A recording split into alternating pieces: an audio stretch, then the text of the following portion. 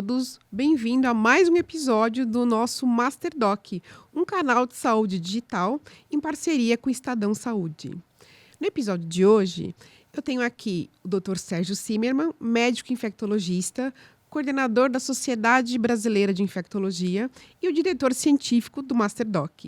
E hoje o tema que nós vamos falar é um assunto que parece ser muito comum, mas ainda é cercado de dúvidas, que são verminoses. Doutor Sérgio, muito bem-vindo. Muito obrigado, Jaque.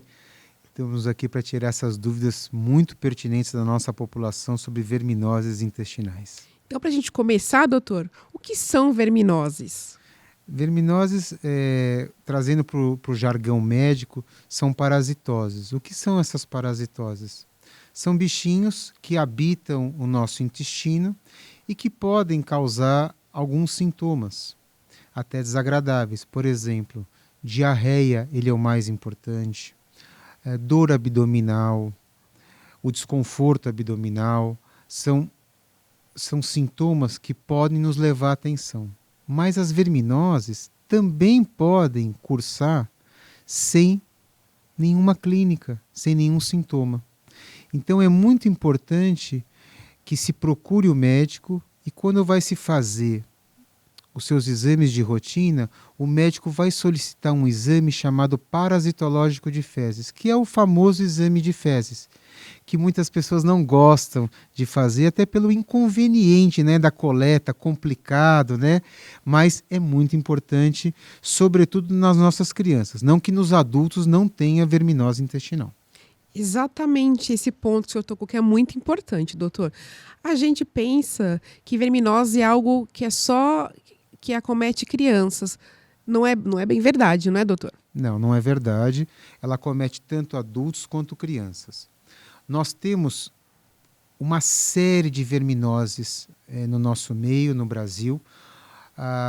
Os países da América Latina são os principais detentores do número grande de verminoses, e dentre elas as mais importantes estão a giardíase, a ascaridíase, a amebíase, dependendo da localidade.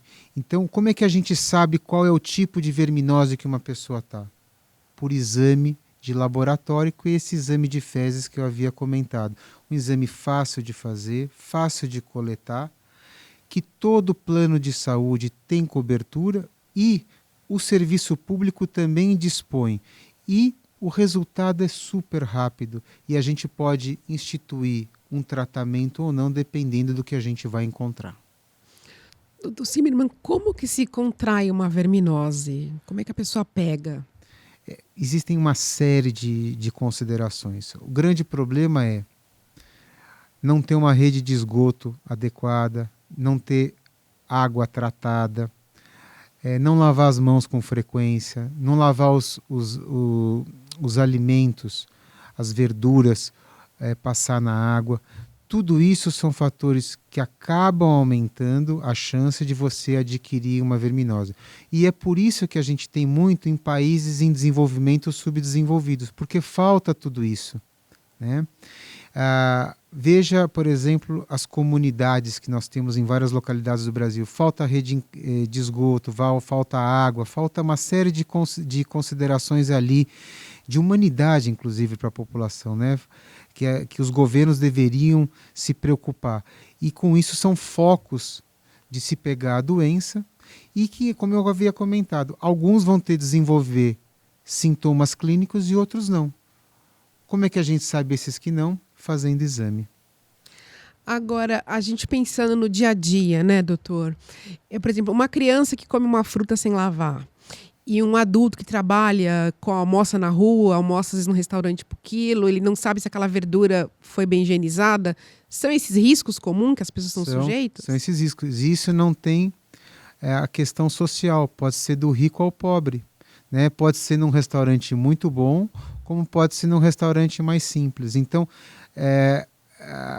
também como se faz a comida, né, Jaque? O chefe, o cozinheiro, a cozinheira ali que está fazendo a manipulação dos alimentos. Então, não é incomum, você já teve grandes surtos por alimentos e por água de verminoses no mundo todo. Então a gente tem uma série que a gente poderia discorrer. Então esses cuidados são muito importantes. Por isso que a vigilância sanitária, que é uma vigilância muito ativa no nosso país, tem que cada vez mais fazer sim o seu trabalho de fazer a vigilância, já chama o nome, nos nossos restaurantes, sobretudo, para averiguar como é que se passa essa situação da limpeza, do cuidado, do manejo do alimento. E isso eu tinha falado dos sintomas, que geralmente diarreia é o sintoma mais comum, mas existem outros sintomas de verminoses, doutor? Existem o desconforto abdominal, enjoo, vômito. São sintomas que a gente chama de sintomas gastrointestinais super inespecíficos. Existem verminoses, por exemplo, que podem alternar diarreia com prisão de ventre. Isso pode ser uma dica para determinada verminose, por exemplo, no caso da giardíase, que é uma parasitose muito frequente no Brasil. Só para você ter uma ideia, a giardíase, no último grande levantamento que a gente teve, em torno de quase 30% da população acometida. É um número expressivo para a demanda que nós temos hoje no nosso país. Mas o grande importância é que, feito o diagnóstico, nós temos tratamentos efetivos, com boa cura clínica e também o que nós chamamos de cura parasitológica. O que é essa cura parasitológica? Cura clínica tirou os sintomas. Cura parasitológica, eliminou, erradicou aquela parasitose das fezes, do conteúdo fecal. Então você não vai ter a recontaminação de toda a parte da população. Então isso é um dado importante. E nós temos hoje uma efetividade. Essas drogas são baratas, disponíveis no serviço público, disponíveis no serviço privado, e algumas tratam até várias parasitoses. E algumas são mais específicas para determinada parasitose. Aí quem vai decidir? O médico. Ele, com a sua expertise, ele vai poder determinar qual droga é melhor, qual o tempo de tratamento adequado para aquela parasitose em questão. Doutor, às vezes um episódio de diarreia, a pessoa, ou o pai, ou a mãe, né, o próprio paciente, ele não vai desconfiar, não vai imaginar que ele está com uma parasitose. A partir de qual dia, quanto tempo que esse sinal ele se torna-se preocupante e deve ser investigado? Na verdade, é muito boa a sua pergunta. É difícil a resposta. Nós não temos uma resposta para isso. Na verdade, se essa diarreia continua a perdurar, porque eu posso ter uma diarreia, por exemplo, bacteriana, que cursa um pouco diferente. Pode cursar com uma febre, com dor abdominal, com diarreia, e ela tem totalmente uma evolução diferente de uma parasitose intestinal. Como eu posso ter outras diarreias por outros patógenos que não sejam até infecciosos e que a gente vai ter que ver. Então a gente vai ter que ver a evolução. Mas claro, se aquilo persiste mais de 1 a 2 dias, deve ser procurada assistência médica para ser examinado, isso é muito importante, ser contado a história, examinado, pedido exames e após isso fazer um tratamento correto. Existem pessoas que acreditam que se uma pessoa da família está com uma parasitose, tem que investigar todo mundo. Todo mundo tem que fazer exame na casa ou não, doutor? É só quem está com sintoma mesmo? Na verdade, esse é clássico, né, essa dúvida. Na verdade, a gente sempre apregoa que seja feito para aquela pessoa. No entanto, já que a única parasitose que a gente merece essa atenção é a enterobíase, que é a famosa oxiuríase, que é aquela coceira que dá no ânus, o prurido retal. Então isso é muito importante, porque se tiver positividade num membro da família, é a única vez que a gente tem que tratar todos. É a única verminose que a gente trata a família toda. O resto não. Só mediante exame realizado, exame feito, exame realizado, a gente trata.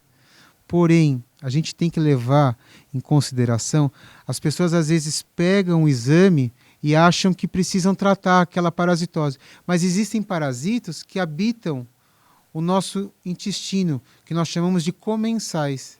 Fazem parte, a gente não precisa tratar. Eles estão ali, não vão causar doença, não vão causar mal-estar, não vão causar problemas, complicações, sobretudo na criança.